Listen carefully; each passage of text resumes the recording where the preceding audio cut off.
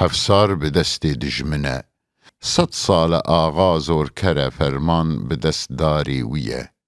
ملت وەکیلۆکێ مەزن هەردەم دبن باری ویە.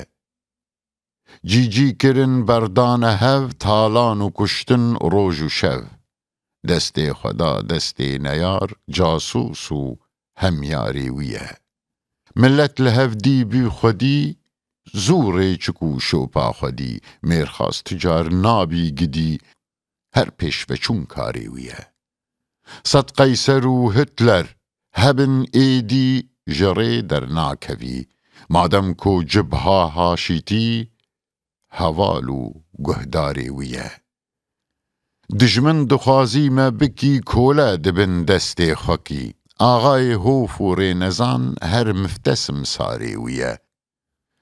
خوێنخوارە دژمن زاڵمە بێدایە سەر سینگا وەڵات. ئاغا bi زۆرچۆیê xwe ve şev pêde hêşyarê wî ye. ئاغا bi me bûye serek ev gund bi me wî girtine. Qada bi xwîna me stand bawer dikî warê wî ye. Hevsarê ئاغayê mezin her dem bi destê dijmin e.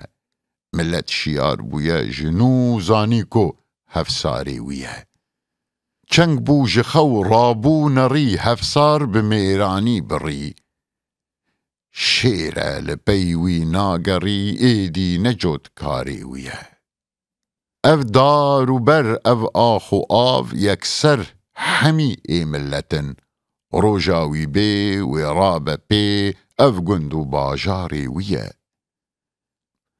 Heta serê axê hebî ew nadî ser şopa dirist. Ev dîlî û ev paşketin rast e ji ber barê wî ye.